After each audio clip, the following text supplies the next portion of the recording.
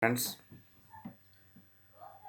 today I'm going to talk about herd immunity. It seems that the Indian government has decided that getting herd immunity is the best possible way to combat coronavirus, though nobody has said this word in public. But there have been indications, many chief ministers are saying that we have to live with the virus. But the key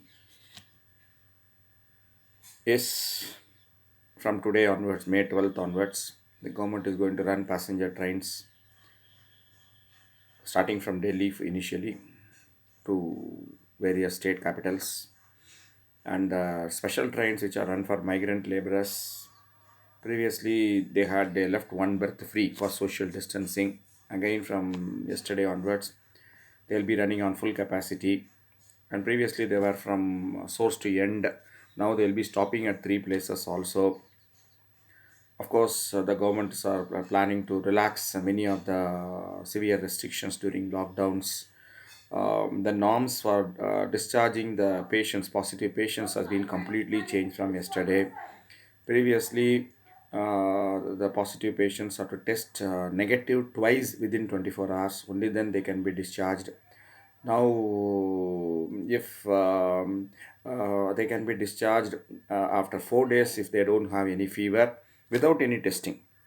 Without any testing, they can be discharged after 10 days of showing symptoms, and after 4 days they don't have continuously no fever at all, fever or any other symptoms. So even while they are positive, they can be discharged, but they can be in quarantine in their houses.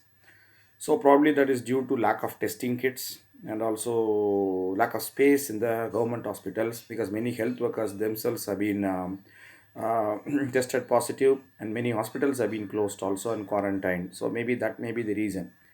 But whatever it is, we are preparing to live with the virus, and maybe this dreaded word of herd immunity.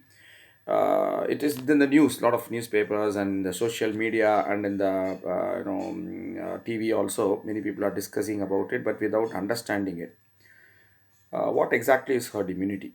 Herd immunity is an epidemiological concept. It's a state in which a population, a group of people residing in that area, the population uh, gets immunity, either naturally or artificially, most of them, so that the disease doesn't spread in that community, in that population. So how to get that immunity?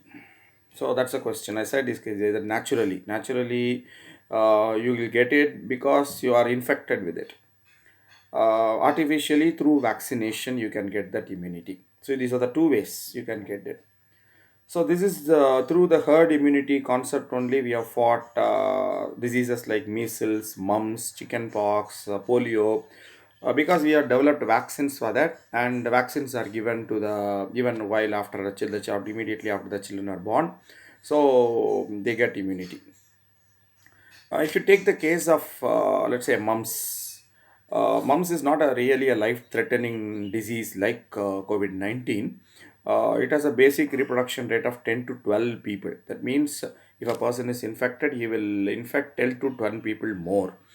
But the fatality rate is, of course, is very, very low. So for a disease like mumps, for a person, they calculated that around 92% of the people have to get immunity to for the whole population to receive the herd immunity. So the disease cannot spread because almost everybody is infected. So it is like the, there are a lot of unfortunately I can't show the graph of that, all that, etc., where the ball moves and all that, and how it comes into touch with the unaffected people, and how they get infected, and how they keep on moving, and how they keep spreading. So around 92% of the people have to get immunity to that, but now we have achieved 100% this thing because immunity, because of vaccine. um, so that is an advantage in this kind of this thing. But even after that, in spite of that, last year in August 2019, measles also we have got vaccine. one girl, a teenager from New Zealand who visited Disneyland in California, Southern California. She had measles, and she spread it to many people in California when she visited Disneyland. So, but you won't have that explosion kind of a situation where huge number of people are affected. So you can contain it because you have got vaccine for it. When you come to coronavirus, people this basic reproduction rate as of now stands at 3. But as you know, there are many things we still don't know about the virus. Because some people who have got positive and but tested negative twice consecutively, they were released from hospital.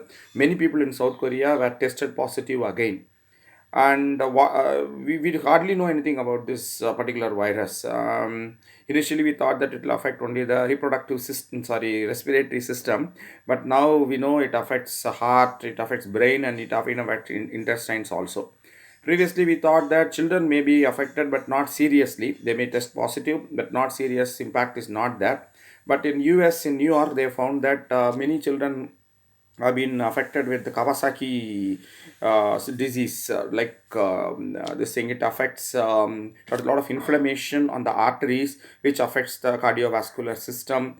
It causes conjunctivitis, it causes rashes, etc. Many children are on ICU in US. So we don't even know much about many things about this virus right now. But whatever it is calculated that to achieve herd immunity, artificial herd immunity. What about natural immunity? Can you afford natural immunity? For achieving anything for by either through vaccination or people getting affected and getting this thing, you need around, for it is calculated that around 60 to 80% of the people need to be immunized. They need to get immunity for COVID-19. So I'll put it at the middle point, 70%. So take a country like India. So if for 70% of the people must get immunity for prevention of the spread in the community, to achieve that herd immunity. So 70% out of 130 crore is above 100 crore. Let us take it at 100 crore.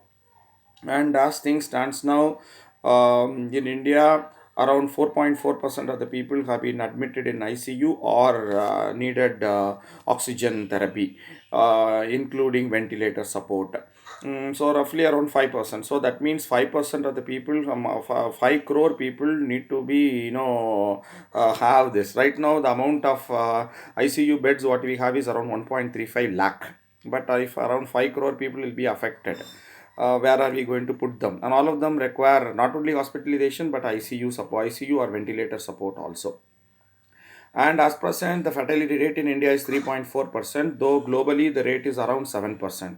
Because in countries like Italy, Spain, the rate is very high, more than 10% there. And it was very surprisingly, in US, initially the doctors put most of the severe patients in ventilators. The fatality rate was very high. But in the last 1 week, 10 days, they decided that they found that most of the deaths are happening to people who are put on ventilator.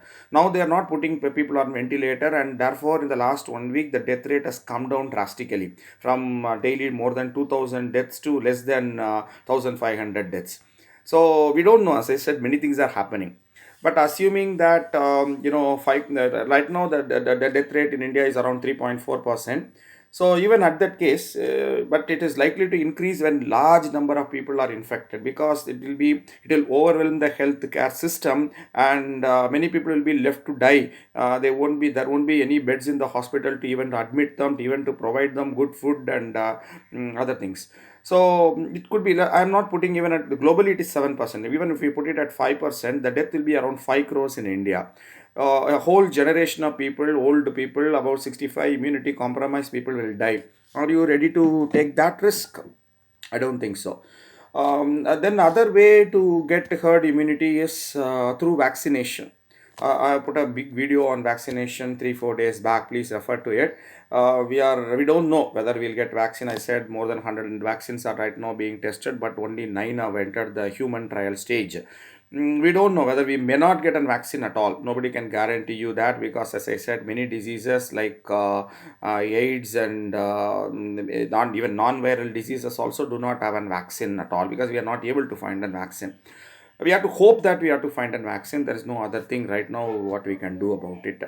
So the whole concept of and even if you get a vaccine, this is not a complete guarantee, because as I said, this virus, we are so many new things are there. It's completely novel. So the right name is novel COVID-19 is, it seems, because we came to learn more about it. As I said, in South Korea, people who have become negative have also tested positive again, and the virus could mutate in response to a vaccine. So that vaccine what we developed will not may not even provide security for a long period of time, because the virus may mutate, and then you have to keep finding another vaccine for that.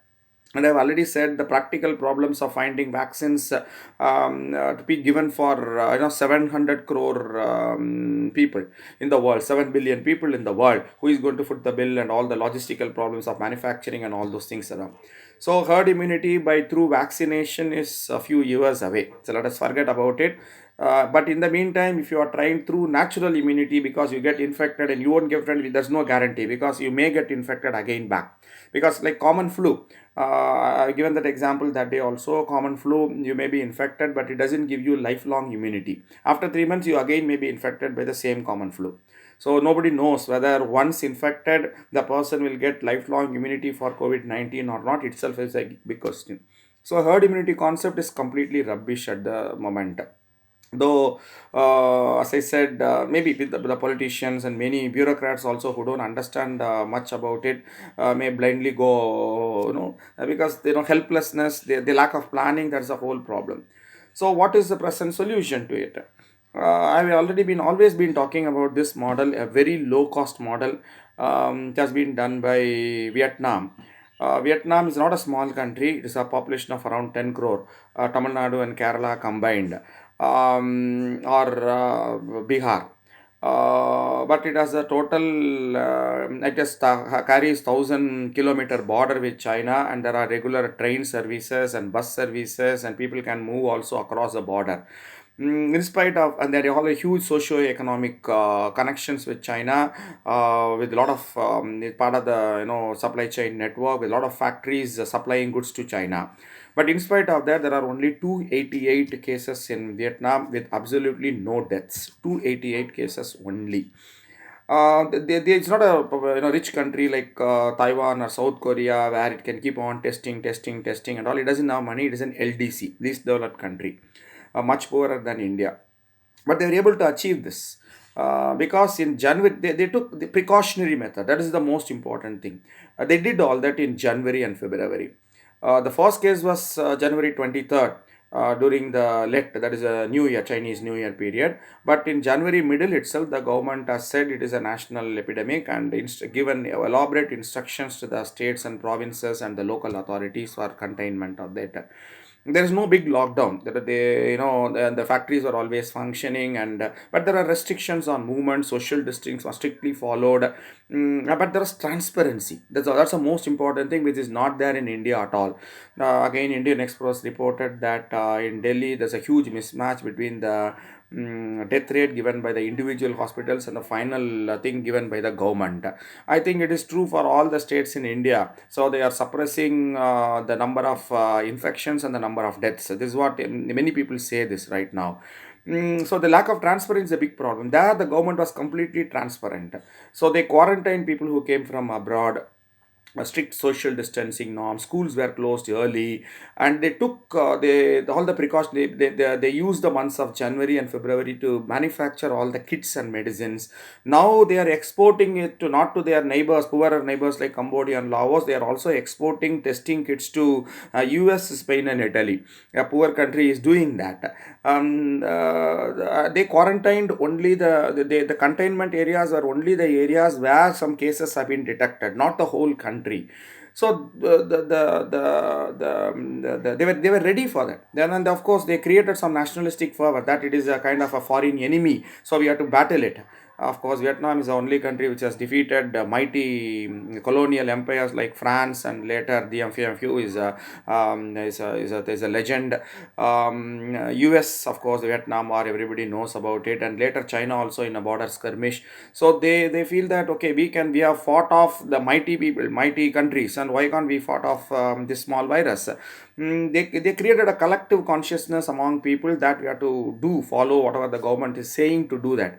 Here we don't have social distancing at all. People have, that's a big problem with this kind of virus. That's the reason goes ups and down, the number of infections, because as soon as the number of infections come down, people stop following the social distancing precautions, and many people go without mask also. That is the reason then there's a spurt in the new infections, etc.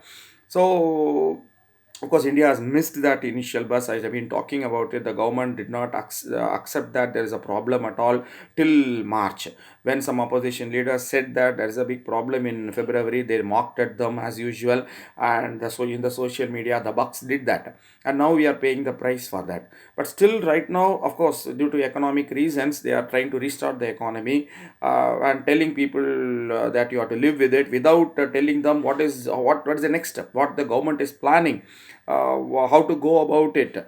No information is given to the people. So the thing is rife with rumors, etc. Of course, by showering petals, flowers, or by lighting diyas and stuff like that, all this nonsense symbolic stuff is not going to solve the problem at all.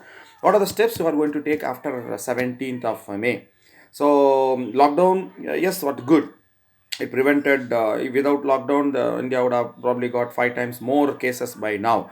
Though many people believe that a lot of cases are suppressed in the media, they are not giving the complete information. What is the next step? Government has to come up with that. Some people talk about, some eminent doctors like Dr. Sainath Reddy is talking about herd protection. So not herd immunity, herd protection. So that can be only done when you follow social distancing, and also give proper protecting the PPEs to a policeman, to the cleaning staff, etc. Not only to the doctors and nurses, many other people also require it, because they are also meeting so many people, and they are being exposed to the virus daily. So all these measures are needed, but more open discussion has to take place, and the government has to come up, okay, this we want it, how to do it. We should have a discussion about that. It's not only about prime minister talking to chief ministers. For example, precise things are to be done. That is what the Maharashtra CM told yesterday in the meeting, the video conferencing of all the chief ministers with the prime minister. Don't keep on giving general blah blah blah, which is meaningless. Give precise instructions what we have to do it. Whether the center knows it, whether they have the capability to understand the magnitude of the problem, it is $1 million question. Not even $1 million question, it is a 1.3 billion people question.